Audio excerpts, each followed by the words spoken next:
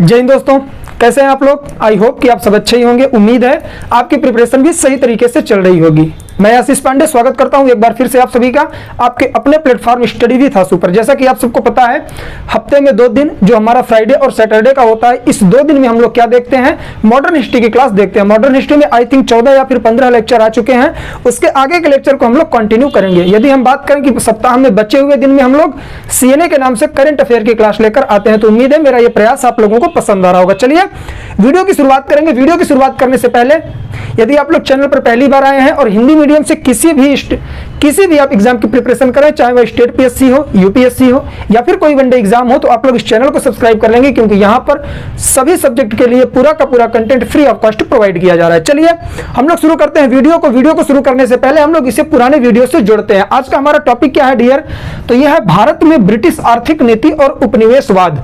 मैं आपको बता दूं, यदि आप लोग स्टार्टिंग से मेरा वीडियो देख रहे होंगे हिस्ट्री का, तो आपको एनसीईआरटी पढ़ने की आवश्यकता नहीं पड़ेगी, क्योंकि ये एनसीईआरटी और स्टैंडर्ड बुक को पूरी तरह से मिक्स करके मैं पूरा का पूरा कंटेंट लाता हूं। ठीक, तो आज हम लोग देखेंगे भारत में ब्रिटिश आर्थिक नीति और उपनिवेशवाद। इसके पहले हम लोगों ने क्या देखा था, जो नए विद्यार्थी हैं, इस वीडियो के डिस्क्रिप्शन में लिंक मिलेगी, आप लोग जाकर एक बार देख लेंगे। देखिए, हम लोगों ने पिछले वीडियो में देखा था कि किस तरह से भारत में जो देशी रियासतें थी उन पर ब्रिटिशर्स ने अधिकार किया और उनके साथ कौन कौन सी नीतियां उन्होंने लागू की। तो उम्मीद है आप लोगों ने देख लिया होगा। ठीक है, सारी नीतियों के बारे में हमने पढ़ा था। हड़प नीति के बारे में हम लोगों ने पढ़ा था। अगर हम बात करें द्वैध शासन प्रणाली के बारे में हम लोगों ने पढ़ा था। और जिस तरह से ब्रिटिशर्स ने भारत में पूरी तरह से नियंत्रण किया, उन सारी नीतियों को कल के वीडियो में हमने समझ लिया था। अब वो नियंत्रण कर चुके हैं, तो अब यहां से वो क्या करने वाले हैं, यहां व्यापार करेंगे, तो उनकी आर्थिक नीतियों को हम लोग समझने का प्रयास करेंगे और साथ ही साथ जानेंगे मोस्ट इंपॉर्टेंट टॉपिक उपनिवेशवाद क्या है। चलिए शुरू करते हैं आज का वीडियो। भारत में ब्रिटिश आर्थिक नीति का प्रभाव यदि हम आपसे बात करें, तो औरंगजेब के समय से ही क्या हो गया था, दिखने लग गया था। क्योंकि मैंने आपको यह भी पढ़ाया है कि जब मुगल वंश का पतन होने लगता है ना, तो वो टाइम पीरियड है 1707 का, जब औरंगजेब की मृत्यु होती है। औरंगजेब की मृत्यु के बाद यदि मैं बात करूं आपसे, उत्तर मुगल काल शुरू हो जाता है, लेकिन उसमें जितने भी मुगल शासक आएंगे, मुगल बादशाह आएंगे, वो कहीं ना कहीं ब्रिटिशर्स को व्यापार करने के लिए बहुत बड़ी बड़ी रियायतें देते हैं, और उसके बाद से ही ब्रिटिशर्स की आर्थिक नीति भारत की पूरी आर्थिक नीति पर प्रभावित हो जाती है। ठीक, ये पॉइंट याद रखिएगा। उत्तर मुगल काल के जितने भी शासक आए, उन्होंने उदारतापूर्ण रियायतें दी। उन्हें किन्हें, ब्रिटिशर्स को दी। व्यापार पर उनका एकाधिकार हो जाता है। किसका, ब्रिटिशर्स का। भारत में जो व्यापार चल रहा था, उस समय का जो ट्रेड था, उस पर ब्रिटिशर्स का अधिकार हो जाता है। वो कब से होता है, तो 1757 और 1764 के बाद। अब ये 2 डेट मैंने आपको क्यों बताई, आपको ये चीज पता होगी कि 1757 में यदि मैं आपसे बात करूं तो प्लासी का युद्ध हुआ था। 1764 की यदि मैं बात करूं तो उस समय बक्सर का युद्ध हुआ था। जब इन दोनों युद्धों में ब्रिटिशर्स की विजय हुई, देखिए 1757 में जब उनकी युद्ध हुआ किसके साथ, अगर मैं बात करूं तो यहाँ के देशी रियासत के शासकों के साथ। ठीक है, तो उसमें क्या हुआ था कि मीर जाफर ने गद्दारी कर दी थी अपने नवाब के साथ। तब ब्रिटिशर्स विजयी हुए थे, तो उन्हें अपने आप पर भरोसा नहीं हो रहा था कि हम भारत की पूरी तरह से प्रशासन व्यवस्था को संभाल सकते हैं। उसके बाद क्या हुआ, 1764 ईस्वी में युद्ध हो जाता है। मीर कासिम होता है यहाँ पर, और उस समय का जो मुगल बादशाह था शाह आलम द्वितीय, और यदि मैं आपसे बात करूं तो अवध का नवाब। इन तीनों लोगों की सेनाएं एक साथ इकट्ठा होती है कहां पर, बक्सर में, और बक्सर में ब्रिटिशर सेना इन पर अटैक करती है और तीनों सेनाओं को संयुक्त रूप से पराजित कर देती है। जैसे ही बक्सर के युद्ध में इन तीनों प्रशासकों को पराजित किया जाता है ब्रिटिशर्स के साथ, तो ब्रिटिशर्स देखते हैं कि यहाँ की जो प्रशासनिक सत्ता है वो हमारे नियंत्रण में आ सकती है। तो उन्होंने क्या किया, 1765 ईस्वी में उन्होंने इलाहाबाद की संधि की। जी हाँ, ये सारी चीजें मैंने बोर्ड पर नहीं लिखी है, लेकिन आपको जानना आवश्यक है, क्योंकि आपका रिवीजन भी होगा जो पढ़ चुके हैं। ठीक, जैसे ही बक्सर के युद्ध में विजय प्राप्त होती है ब्रिटिशर्स को, तो ब्रिटिशर्स क्या करते हैं, पूरी तरह से इलाहाबाद में संधि करते हैं। 1765 में इलाहाबाद की संधि होती है। उस संधि के तहत क्या किया जाता है डियर, उसमें से 2-3 चीजें निकल के आती हैं जो आपके लिए इंपॉर्टेंट है। पहला यह हो जाता है कि जो उस समय के मुगल बादशाह थे, जिनका नाम था शाह आलम द्वितीय, उन्हें पेंशन भोगी बना दिया जाता है। आप सोचिए कि एक ऐसी सत्ता जो पूरे भारतवर्ष पर नियंत्रण करके चलती थी, पूरी की पूरी मुगल व्यवस्था को उन्होंने बदल दिया और उसके बादशाह को पेंशन भोगी बना दिया। उसके बाद एक और संधि होती है, उसके तहत बंगाल, बिहार और उड़ीसा की जो वहां की दीवानी थी, वो पूरी की पूरी दीवानी कौन ले लेता है, ब्रिटिशर्स अपने नियंत्रण में ले लेते हैं। एक से एक कड़ी जोड़कर चलेंगे, आपको फायदे होने वाले हैं। उन्होंने अवध के नवाब के साथ भी क्या किया, पूरी तरह से समझौता किया, एक संधि की, और उस संधि के तहत कहा गया कि अब ब्रिटिशर्स की रेजिडेंट सेना की एक टुकड़ी रहेगी कहां, अवध में, और अवध का ही जो नवाब है वो पूरी तरह से क्या करेगा, उस सेना का खर्चा देगा। तो इस तरह से कहीं ना कहीं संधियां हुई, आर्थिक नीतियों में भी वो लोग प्रभावित करने लग जाते हैं। आगे बढ़ते हैं। अब जो भारत की मूलक अर्थव्यवस्था थी वह औपनिवेशिक अर्थव्यवस्था में बदल गई। मूलक अर्थव्यवस्था का मतलब यह है कि जो पहले से ही भारतवर्ष में विद्यमान अर्थव्यवस्था थी, जो नीतियां थी, जो वहां के, अगर मैं बात करूं कि मुगल वंश की समाप्ति एक तरह से हो चुकी थी उत्तर मुगल काल में, तो बहुत सारी रियासतें जो थी ना, रियासतें वो स्वतंत्र हो चुकी थी, ठीक है। तो वो सब अपनी अपनी अलग अलग अर्थव्यवस्था लेकर चल रहे थे, सारी नीतियां लेकर चल रहे थे। लेकिन जैसे ही बक्सर के युद्ध में इन्हें पराजय प्राप्त होती है तो पूरी की पूरी जो आर्थिक नीति थी वो मूलक आर्थिक नीति के नाम से जानी जाती थी, अब औपनिवेशिक आर्थिक नीति में बदल गई। औपनिवेश का मतलब यह है कि बाहर की कोई शक्ति आए और आपके देश पर नियंत्रण करे, सांस्कृतिक रूप से, प्रशासनिक तौर पर, राजनीतिक तौर पर, आर्थिक तौर पर, सामाजिक तौर पर, सभी लक्षणों में वो पूरी तरह से आपको पराजित करके अपने नियंत्रण में ले ले, उसी को हम लोग बोलते हैं औपनिवेश। इसमें विस्तारवादी धारणा चलती है, ठीक है। आपके प्रांतों को जीता जाएगा, कम टैक्स में व्यापार किया जाएगा, पहले तो टैक्स फ्री कर दिया जाएगा, इस तरह से औपनिवेशिक काल शुरू हो जाता है। आगे बढ़ते हैं हम लोग। भारत से क्या होता है, कच्चा माल लिया जाता है और इसे इंग्लैंड में ले जाते हैं वो लोग, और वहां से जो चीजें उत्पाद उससे बनाते हैं वो लाकर भारत में बेचना शुरू कर दिए हैं। एग्जाम्पल के तौर पे यदि मैं आपसे बात करूं तो कच्चा माल के तौर पर यहां से क्या, कपास वगैरह ले जाते थे, और उसके बाद ब्रिटेन में ये क्या करते थे, इंग्लैंड में कपड़े बनाते थे, हमारे ही कच्चे माल का कपड़ा बनाकर ये लाकर हमें बेचते थे और उसी से ये पैसा कमाते थे और उसी से मुद्रा बना के इंग्लैंड में स्टोर किया करते थे। सारी चीजें लास्ट तक रुकेंगे, आपके समझ में आएगी। अब यहां से शुरू होता है भारत में उपनिवेशवाद। सर्वप्रथम हम लोग जानेंगे कि उपनिवेशवाद है क्या। मेरी स्पीड ज्यादा तो नहीं है, अगर ज्यादा हो रही है तो आप लोग कमेंट करके बता देंगे, ठीक। उपनिवेशवाद का सिंपल वे में अगर हम लोग एग्जांपल समझने की कोशिश करें तो विस्तारवादी अवधारणा व आर्थिक शोषण। अब देखिए, मैं आप लोगों को आपके वे में लेकर चलूंगा। आप किसी गांव से होंगे, किसी कस्बे से होंगे, किसी शहर से होंगे, वहां पर आप रह रहे हैं, गवर्नमेंट का शासन चल रहा है, बाहर से कोई सत्ता आती है और उस पर नियंत्रण कर लेती है। आप इसे नहीं समझेंगे। आप चलिए अफगानिस्तान में, जी हाँ बिल्कुल, अफगानिस्तान में प्रशासन चल रहा था गवर्नमेंट का, लेकिन तालिबान ने वहां नियंत्रण कर लिया, तो पूरी आर्थिक नीतियां उसने पलट दी, अपने लाभ के बारे में सोचने लग गया।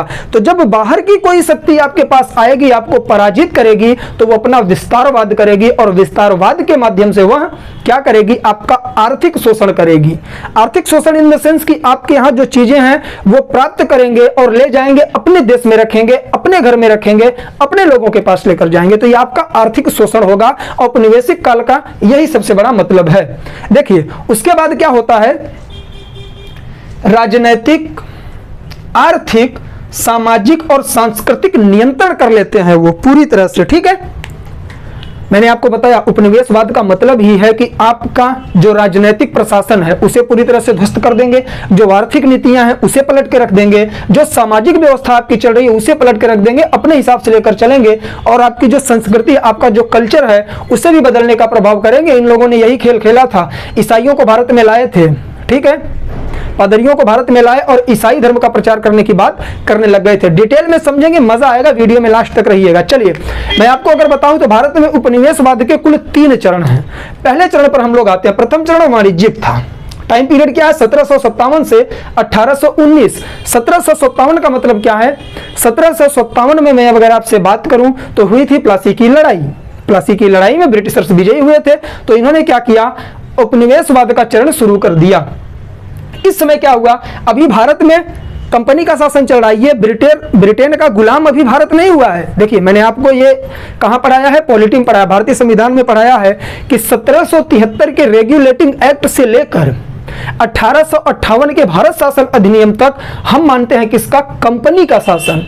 लेकिन 1858 से लेकर 1947 तक हम मानते हैं ब्रिटिश क्राउन का शासन या फिर ताज का शासन हम लोग मानते हैं। जी हाँ, 1857 की जब क्रांति होती है ना, उसके बाद यहाँ की जो स्थिति है वो पलट जाती है पूरी तरह से, और ब्रिटिश की जो महारानी विक्टोरिया थी उन्होंने पूरी तरह से भारत का नियंत्रण अपने अंडर में ले लिया, और उसके बाद से ही वो यहाँ की साम्राज्ञी बन गई और भारतवर्ष हमारा पूरी तरह से ब्रिटिशर्स का गुलाम हुआ था। कब? 1858 के बाद। उसके लिए भी जो कानून पारित किया गया था, जो चीजें भेजी गई थी इलाहाबाद में, आप जानते होंगे जिसे आज प्रयागराज कहते हैं, वहां मिंटो पार्क में बैठकर वो घोषणा किया गया था कि अब पूरी तरह से भारत में ब्रिटेन की साम्राज्ञी का शासन चलेगा, अब कंपनी का शासन नहीं चलेगा। ठीक, तो अभी कंपनी की बात हम करेंगे। औपनिवेशिक चरण में कंपनी ने पहले उपनिवेशवाद के प्रथम चरण में उन्होंने क्या किया कि कंपनी का पूरा ध्यान आर्थिक लूट पर था। कुछ भी करो, पैसे लूटो यहां से, क्योंकि भारत को सोने की चिड़िया कहा जाता था। और व्यापारिक एकाधिकार के लिए युद्ध हुए। व्यापारिक एकाधिकार हम लोग कैसे समझते हैं कि आपको पता है, यहाँ डच भी आए, फ्रांसीसी भी आए, पुर्तगाली भी आए, इन सबको बाहर निकाल के व्यापारिक एकाधिकार प्राप्त करने के लिए ब्रिटिशर्स ने कंपनी के माध्यम से उनको बाहर करने की कोशिश की। आगे बढ़ते हैं। अब ध्यान दीजिएगा कि पहले प्रथम चरण का, उपनिवेशवाद के प्रथम चरण का उद्देश्य क्या था इन लोगों का? पहला उद्देश्य था भारतीय व्यापार पर एकाधिकार। भारत के साथ जो ट्रेड हुआ करता था उस पर पूरी तरह से क्या करना चाहते थे? एकाधिकार करना चाहते थे, जो मैंने आपको बताया। राजनीतिक प्रभाव के माध्यम से राजस्व प्राप्त करना। राजनीतिक प्रभाव का मतलब है कि रियासतों को जीतना, वहां अपने प्रभाव को बढ़ाना। आप एक बात बताइए, आप किसी गांव में रह रहे हैं, मैं आऊं और आपके गांव पर क्या करूं? नियंत्रण कर लूं। पहले मैं आपके साथ व्यापार किया करता था, आप हमसे टैक्स लिया करते थे कि आपके गांव के बॉर्डर में जब मैं एंट्री करता था तो आप मुझसे 100 रुपए लिया करते थे। ऐसे एग्जाम्पल के तौर पे सोचिए। और कल को आपके गांव पर ही हमारा अधिकार हो जाए तो हम ही शासन आपके गांव में करेंगे और हम ही व्यापार करेंगे, तो टैक्स हम नहीं देंगे। यही हुआ हमारे साथ। ठीक, हमारा जो इतिहास है एक तरह से देखें तो ये ब्रिटिशर्स आके पूरा बर्बाद कर दिए। किसकी वजह से? हमारे आपके पूर्वजों की वजह से, जो वापस में लड़ा करते थे। ठीक है, सभी रियासतों को बांट दिया, फूट डालो और राज करो की नीति के माध्यम से उन्होंने सबको पराजित कर दिया। यदि ये सारी रियासतें एक साथ खड़ी हो जाती ना तो ब्रिटिशर्स कभी भारत में शासन ही ना कर पाते। खैर वो अलग बात है, हम लोग बाद में करेंगे। ठीक, तो इन्होंने राजनीतिक प्रभाव बढ़ाया, टैक्स फ्री करवाया, राजस्व प्राप्त किया। राजस्व प्राप्त करने का मतलब यह है कि वहां से कर वसूलना शुरू कर दिया इन्होंने। ठीक, आगे बढ़ते हैं। कम मूल्य पर वस्तुओं का क्रय किया करते थे ये, और उन वस्तुओं को इंग्लैंड में ले जाकर उद्योग के माध्यम से, मशीनों के माध्यम से कपड़े बनाकर, उसका उत्पाद बनाकर भारत में लाकर ज्यादा मूल्यों में बेचते थे। और यहां से कम मूल्य पर जिन वस्तुओं का ये परचेज करते थे ना, रॉ मटेरियल का, यूरोप में जाकर उसे महंगे दामों में बेचा करते थे। ठीक, चलिए, प्रतिद्वंदियों को बाहर निकालना, वो मैंने कई बार आपको बताया, जितनी भी कंपनियां आई थी सबको बाहर निकालने का काम किया। पूंजी निवेश के माध्यम से धन कमाना। पूंजी निवेश का मतलब क्या है? भारत से ही राजस्व प्राप्त करना और वही पूंजी भारत में लगाना और उसी पूंजी से इंग्लैंड में पूंजी बनाकर भेजना। तो ये क्या करना, इसे कहते हैं हम लोग पूंजी निवेश के माध्यम से धन कमाना। ठीक, आगे बढ़ते हैं। आर्थिक नीतियां इन्होंने ऐसी लाई जिसकी वजह से उद्योग धंधे पूरी तरह से नष्ट हो गए। ठीक है, उद्योग धंधे उस समय क्या थे? चरखा उद्योग चला करता था, कुटीर उद्योग चला करता था, लोग सूत काटते थे, उसे भी इन्होंने बंद कर दिया। क्यों? क्योंकि उद्योग नीति लाकर। ठीक, क्या थी आगे हम लोग समझेंगे। जैसे उद्योग धंधे बंद हुए तो जनसंख्या कृषि पर निर्भर हो गई। जायज सी बात है, भुखमरी आ जाएगी। जनसंख्या कृषि पर निर्भर हो गई और इन्होंने व्यापारिक फसल उगाने के लिए दबाव दिया। जनसंख्या, देखिए क्या होता है ना, पहले लोगों को मजबूर किया जाता है। आपने पढ़ा होगा नाजीवाद, किसका? जर्मनी में नाजीवाद चलता था, हिटलर का। हिटलर को क्यों हिटलर के नाम से जाना जाता है? उसे इतना आक्रांता और क्रूर क्यों माना जाता है? वो पता है क्या कहता था? कि लोगों को इतना निर्धन कर दो, इतना ज्यादा निचोड़ लो कि अपने पेट भरने को ही वो अपना विकास माने। तो इंडिया के साथ सेम हो रहा था। जैसे उद्योग धंधे चलते थे तो यहाँ के कपड़े विदेशों में जाकर बिकते थे, विदेश के बाजार भारतीय कपड़ों से उसमें भर जाया करते थे। लेकिन ब्रिटिशर्स ने उद्योग धंधों के माध्यम से कपड़े बनाना शुरू किया और भारत में लाकर बेचने लग गए और अपनी आर्थिक नीतियां लगाकर लोगों से कहा कि आप उद्योग अपने बंद करो, आप हमें रॉ मटेरियल दो। तो लोगों ने बंद किया, मजबूरी थी क्योंकि उनका शासन चल रहा था। अब हम मान लीजिए कि हम एक व्यापार कर रहे हैं सूत काटने का, हमारे पास कोई अन्य साधन नहीं है। यदि हमारे साथ गलत किया जाए गवर्नमेंट की तरफ से और कह दिया जाए कि आप सूत नहीं काटेंगे तो हमारा खर्चा कैसे चलेगा, हमारा पेट कैसे भरेगा, हमारी फैमिली कैसे चलेगी। उस वजह से लोगों को मजबूर किया गया कि लोग कृषि पर निर्भर हों। लोग कृषि पर निर्भर भी हुए लेकिन उन्हें खेती नहीं करने दी गई अनाज की। व्यापारिक फसलों को उगाने की बात की गई, जैसे कि अफीम की खेती करिए आप, नील की खेती करिए आप, जूट की खेती करिए आप, कपास की खेती करिए आप। इस तरह से प्रेशर दिया गया तो लोग भुखमरी के भी शिकार हुए थे। बहुत सारी चीजें हमारे साथ हुई हैं, समझना पड़ेगा आपको। भारत में लूट मचती है और इंग्लैंड में धन का संचय होता है। भारत से लूटे गए धन को ले जाते थे और इंग्लैंड में इसका संचय करते थे। आपको पता है, जब फ्लो पकड़ लेता हूं ना तो पसीना आएगा। परेशान मत होइए, गर्मी मुझे लग रही है, आपको नहीं। ध्यानपूर्वक देखिएगा वीडियो। पर्सिवल स्पीयर एक इतिहासकार हैं, वो लिखते हैं कि अब बंगाल में खुला तथा बेशर्म लूट का आरंभ हो चुका है। बिल्कुल इन्होंने सही लिखा था। भारत की अगर हम बात करें, आर्थिक राजधानी उस समय बंगाल हुआ करती थी, क्योंकि बंगाल के पास रॉ मटेरियल बहुत ज्यादा था, प्राकृतिक संसाधन बहुत ज्यादा हुआ करते थे वहां। आपको पता होगा ब्रिटिशर्स ने भारत की राजधानी कहां पर बनाई थी? कलकत्ता में। 1911 में राजधानी को नई दिल्ली ट्रांसफर किया गया था, दिल्ली में। ठीक, तो याद रखिएगा। के.एम. पणिक्कर एक इतिहासकार हैं भारतीय, ये लिखते हैं कि 1765 से 1772 के काल को ये डाकू राज्य का काल कहते हैं। यूपीएससी के प्रीलिम्स में डायरेक्ट पूछा गया क्वेश्चन है कि किस इतिहासकार ने 1765 से 1772 के काल को डाकू राज्य कहा है, तो उनका नाम है के.एम. पणिक्कर। आगे बढ़िए। द्वितीय चरण अब शुरू हो जाता है। प्रथम चरण में ये सारी चीजें हो गई, ठीक है, वाणिज्यवाद का काम हुआ। अब आता है पूंजीवाद का चरण। दूसरा चरण था पूंजीवाद का। ठीक, इसका टाइम पीरियड 1813 से 1858 तक। अब समझिए इसमें क्या हुआ। 1813 में एक चार्टर एक्ट लाया गया और व्यापार से कंपनी के एकाधिकार को पूरी तरह से समाप्त कर दिया गया। कैसे, समझिए हुआ क्या। 1600 ईस्वी में ब्रिटिश ईस्ट इंडिया कंपनी बनाई गई इंग्लैंड में। महारानी विक्टोरिया ने आदेश दिया कि आप जाकर भारत में क्या करिए, व्यापार करिए। उसीलिए उसका नाम पड़ा ब्रिटिश ईस्ट इंडिया कंपनी। ठीक, वह भारत में व्यापार करने लग गए। धीरे धीरे वो राजनीतिक सत्ता पर भी एकाधिकार कर लिए। उन्होंने कहा कि हम अकेले यहां व्यापार करेंगे। लेकिन होता क्या है कि ब्रिटेन में जो और कंपनियां थी और व्यापारी थे, वो आंदोलन करने लग गए। एक तरह से कहिए अपने लैंग्वेज में कि धरना देने लग गए कि हमें भी जाना है, आप उन्हें अकेले क्यों भेजो, हमें भी व्यापार करना है। तो उसके लिए नीतियां लाई गई। 1813 का चार्टर एक्ट लाया गया। कहां के माध्यम से? ब्रिटेन की संसद के माध्यम से। क्यों? क्योंकि जो कंपनी थी वो संसद के अधीन थी, संसद इसे फंड दिया करता था कंपनी को। तो वो एक चार्टर पेश किया कि अब आप क्या करेंगे, आपका व्यापार सिर्फ 2 जगहों पर स्वतंत्र होगा।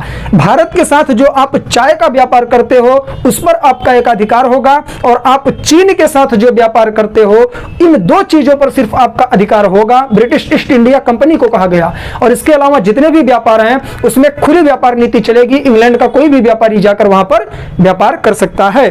तो यही मैंने यहां पर बताया है आपको कि 1813 में व्यापार से कंपनी का एकाधिकार समाप्त कर दिया गया और इंग्लैंड में औद्योगिक क्रांति हो गई। औद्योगिक क्रांति का मतलब यह है कि वहां पर उद्योग धंधे बहुत ज्यादा मात्रा में पनपने लग गए, मशीनरी का विकास होने लग गया।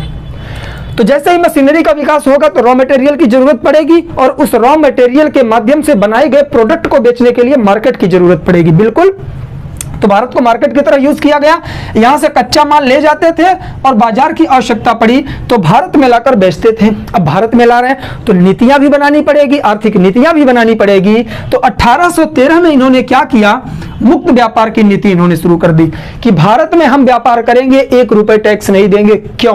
क्योंकि अब कंपनी का ही शासन चल रहा है भारतवर्ष में, भले ही अप्रत्यक्ष रूप से चल रहा है। जितने भी नवाब हैं वो हमारे अंडर में हैं। ये कठपुतली नवाब बिठाया करते थे। ठीक है, 1858 के बाद अब ये क्या करेंगे कि खुद के क्या बनाने लग जाएंगे। 1773 से आप देखिए 1858 में देखिए ये लोग अपने क्या बनाने लग जाते हैं, भारत का वायसराय बनाने लग जाते हैं। ठीक है, उसके पहले नवाबों के माध्यम से चीजें चलती थी। भारतीय वस्त्र उद्योग का पतन होने लग गया। जायज सी बात है, औद्योगिक क्रांति होगी तो उद्योग से बने कपड़े ज्यादा सिल्की होते हैं। उनकी जो हम अगर बात करें तो उनमें जो चीजें दिखती हैं वो सही तरीके से दिखती हैं, और जो दिखता है वही बिकता है। तो जो हम चरखे से बनाते थे, जो हम सूत काट के बनाते थे, उसकी डिमांड कम हो गई और वहां के कपड़ों से भारत का बाजार पूरी तरह से भर गया। जैसा कि पहले होता था, भारत के कपड़ों से ब्रिटेन का मार्केट और एक घर भर जाता था। यहाँ के मलमली कपड़े फेमस थे, लेकिन अब ब्रिटेन में बनाए गए कपड़े भारत में लाए जा रहे हैं और बेचे जा रहे हैं। ठीक, अब इसी समय भूमि व्यवस्था लागू हुई जिसके तहत स्थायी बंदोबस्त और रेतवाड़ी बंदोबस्त लाया गया। इसे हम कब समझेंगे, जब कल के वीडियो में हम लोग औपनिवेशिक काल का 3रा चरण देखेंगे, उसमें हम लोग इसे समझेंगे। अब क्या कहा जाने लगा, वाणिज्यिक फसलों की खेती की जाए। मैंने यहां पर आपको समझाया वाणिज्यिक फसलों में क्या थी, नील, कपास, चाय, जूट, कॉफी, अफीम। इन सब की खेती की जाए। तो इस वजह से खाद्यान्न का संकट हो गया, भुखमरी फैल गई लोगों में और अनाज की कमी हो गई। अब आपको पता है मार्केट का रूल मैं इकोनॉमिक्स में पढ़ा चुका हूं, यदि डिमांड बढ़ेगी, सप्लाई कम होगी तो रेट बढ़ जाएगा। यही मैंने आप लोगों को इक्वेशन समझाया ना इकोनॉमिक्स में कि मार्केट में यदि सप्लाई कम हो जाए, डिमांड बढ़ जाए, तो जायज़ सी बात है कि जो रेट होगा वो हाई हो जाएगा। तो सेम कंडीशन यहां पर भी हुआ कि जब खाद्यान्न की संकट, लोग क्या हुए, कृषि पर निर्भर हुए और कृषि वो खाद्यान्न की कर नहीं पा रहे हैं, व्यापारिक फसलों की कर रहे हैं, तो पेट तो भरना पड़ेगा ना। उस पेट को भरने के लिए ये खेती नहीं कर पा रहे थे खाद्यान्न की, वो मार्केट में जाते थे खाद्यान्न खरीदने, तो खाद्यान्न महंगा हो गया, इस वजह से भुखमरी फैल गई।